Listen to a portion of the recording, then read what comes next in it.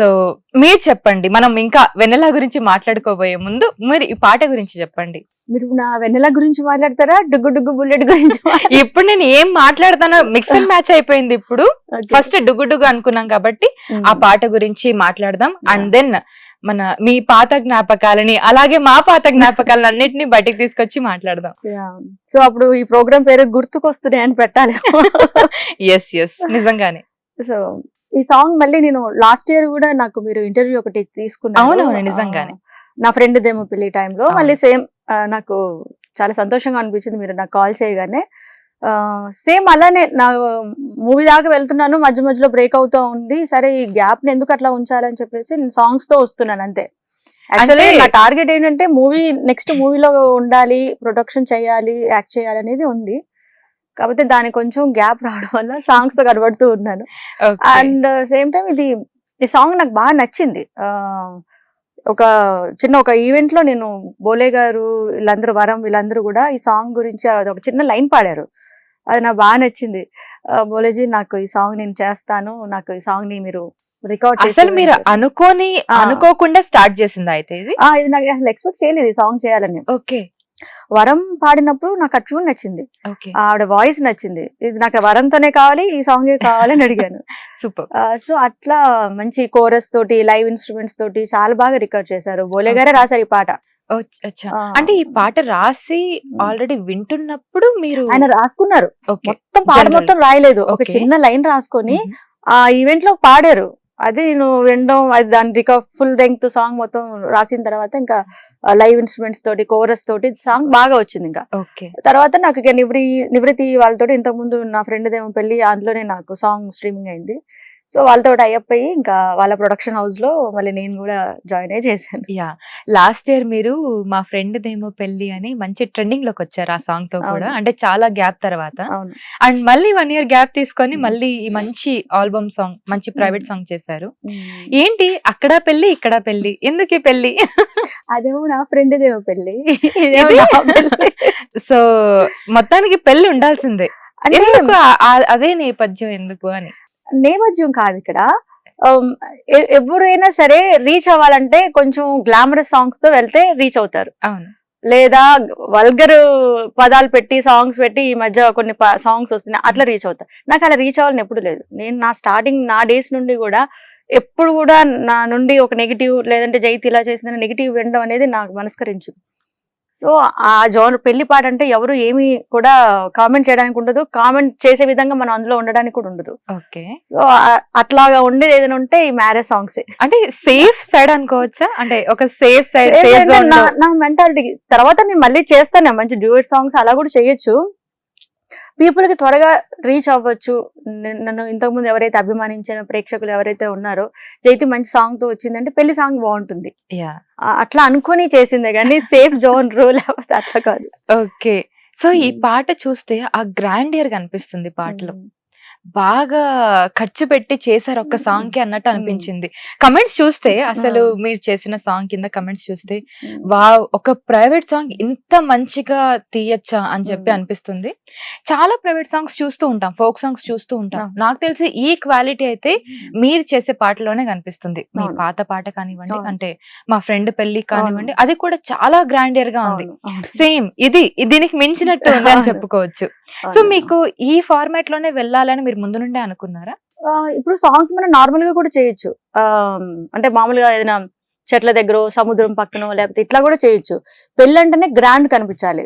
వెళ్ళిపోయి నలుగురు సైడ్ ఆర్టిస్టులతో చేసినా కూడా వెళ్తుంది కొన్ని రోజులు, కానీ గుర్తు పెట్టుకునే విధంగా ఉంటుందో ఉండదో నాకు అనిపించదు. నా పర్సనల్ ఒపీనియన్ చెప్తున్నా, అందరి గురించి కాదు. ఒక్కొక్కరు ఒక స్టైల్లో వాళ్ళని ప్రెజెంట్ చేసుకుంటారు.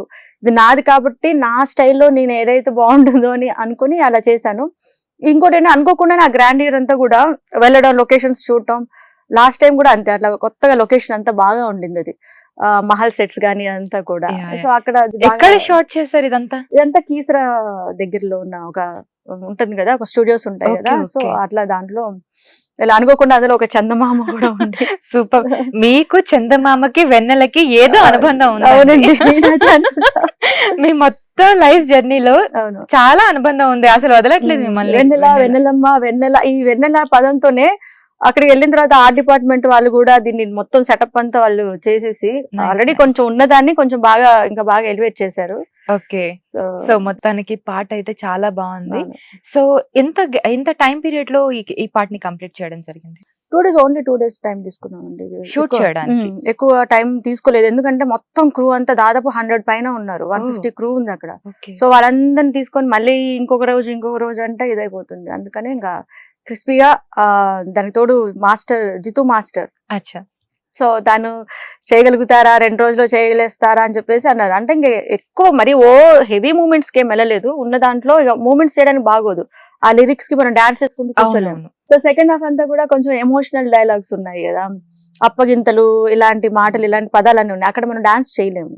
ఓకే. సో అట్లా ఓన్లీ ఎమోషన్ దాంతో మొత్తానికి మంచి సాంగ్ ని షూట్ చేశారు, జనాలకి మంచి పాటని అందించారు.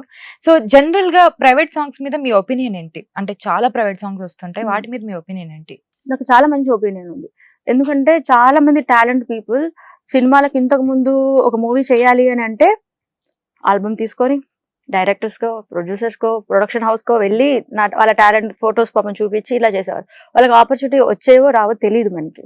ఇప్పుడు వాళ్ళ దగ్గర ఒక చిన్న కెమెరా ఉన్నా, ఒక మంచి థాట్స్ ఉన్న డైరెక్షన్ ఈ డిపార్ట్మెంట్ ఉన్నా కూడా హ్యాపీగా వాళ్ళ టాలెంట్ డాన్స్ త్రూనో యాక్టింగ్ త్రూనో చేసుకొని పోస్ట్ చేసుకుంటున్నారు. సో అప్పుడు మనకి వాళ్ళకి దానివల్ల చాలా మంది హీరోయిన్ గా అయిన వాళ్ళు, ఆర్టిస్టులుగా అయిన వాళ్ళు చాలా మంది ఉన్నారు కదా, Yeah, yeah, యూట్యూబ్ true. వల్ల కానీ దాంట్లో వల్ల ఈ సాంగ్స్ వల్ల, నీకు తెలిసే ఉంటుంది. సో నిజంగా. మంచి ఒపీనియన్. నేను అనుకోవడం అయితే ఎవరి కాళ్ళ మీద వాళ్ళు నిలబడే వాళ్ళ టాలెంట్ చూపించడానికి ది బెస్ట్ అని నేను అనుకుంటాను. ఈ ప్రైవేట్ ఆల్బమ్స్ కూడా ఓకే. ఒక సాంగ్ ఒకటి క్లిక్ అయితే ఇంకా ది బెస్ట్ గానే వాళ్ళని ఓన్ చేసుకుంటున్నారు. నిజంగానే.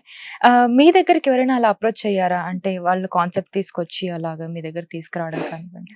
అంటే నా దగ్గర అంటే నాకు ఇవి సాంగ్స్ ఎవరైనా రాసి సాంగ్ తీస్తే బాగుంటుందేమో, లేకపోతే ఈ ట్యూన్స్ ఉన్నాయి మా దగ్గర, ఈ ట్యూన్స్ తో మీరు ఏమన్నా చేస్తారా మా దగ్గర, ఇప్పుడు అంతా ఫోక్ ఎక్కువ అవునవును, trend లో బాగా ఉంది కదా. నడుస్తుంది. అవును. మీకు ఏమైనా ఇంట్రెస్ట్ ఉంటే ఆ ఫోక్ ట్యూన్స్ వినిపిస్తా ఇలా వచ్చారు నాకు.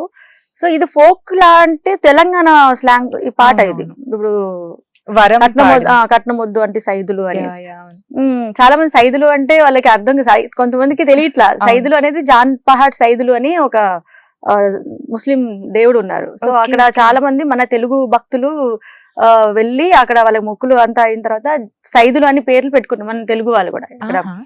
కులమతాలకు అతీతంగా ఉండేవారు అనమాట సైదులు. ఓకే. తెలంగాణలో చాలా మంది పేర్లు కూడా అవి ఉంటాయి. Nice, so nice. అలా వచ్చింది, క్యాచీగా ఉంటుంది. మరి బోలే గారు ఎట్లా రాశారు కానీ చాలా బాగా రాశారు అది lyrics. సో మొత్తానికైతే పాట అయితే చాలా అద్భుతంగా అనిపించింది. ఓవరాల్ అవుట్కమ్ చూసుకున్నాక మీకేమనిపించింది? అవుట్కమ్ అంటే చాలా భారీ బడ్జెట్ పెట్టారు కదా, మ్మ్. అంటే ఆల్మోస్ట్ ఎంత బడ్జెట్ పెట్టి ఉండొచ్చు అని చాలా బడ్జెట్ అయింది. చాలా బడ్జెట్ అని మాకు తెలుస్తుంది చూస్తుంటేనే. అంటే ఒక అందాజ్గా అటు ఇటు ఎంత అంటే అందాజ అంటే మనకు క్రోర్స్ ఆఫ్ మనీ అయితే ఏం పెట్ట లక్షల్లోనే లక్షల్లో. చేస్తాము. కానీ ఇక్కడ ఏంటంటే బోలే గారు సాంగ్ ఏదైతే మనకి ఇచ్చినప్పుడు చెప్పారనమాట, ఆయన కొన్ని విధాలుగా చెప్పారు. ఇది ఒక పేద అమ్మాయి, ఒక పేద అబ్బాయి, ఆ అబ్బాయి చాలా ఇష్టపడి చేసిన ఒక కాన్సెప్ట్ చెప్పారు యాక్చువల్ గా ఆయన. కానీ జితు మాస్టర్ వీళ్ళంతా వెళ్ళి చూసిన తర్వాత కాన్సెప్ట్ ఇలా కాదు మేడం, ఇట్లా వెళ్తే బాగుంటుంది అని చెప్పేసి ఇక కొంచెం మార్చారు. ఆ రిచ్ ఆ గ్రానీర్ అంతా అప్పుడు వచ్చింది. సో ఈ మొత్తం డిజైన్ చేసింది ఎవరు? ఈ కంప్లీట్ థింగ్ అంతా కూడా ఇది కొన్ని థాట్స్ అయితే కొంచెం నాయే, తర్వాత జితు మాస్టర్, కెమెరామ్యాన్ మన డిఓపి షోయబ్ గారు, సో వాళ్ళు డిజైన్ చేశారు. అలాగే నివృత్తి వైబ్స్ వాళ్ళు కూడా దీంట్లో జాయిన్ అయ్యి వాళ్ళు కూడా నేను ఇలా చేస్తే బాగుంటుందని వాళ్ళకి కూడా చెప్పాను. వాళ్ళు కూడా నాకు ఏది కావాలంటే అది ప్రొవైడ్ చేశారు. ఓకే. ముందు థ్యాంక్స్ చెప్పాలి నివృత్తి వైబ్స్ కి. యా లాస్ట్ సాంగ్ కూడా నివృత్తి నా ఓన్ ప్రొడక్షన్ చేసి నేను వాళ్ళ ప్లాట్ఫామ్ లో ఆ సాంగ్ నేను ఓకే. చేశాను.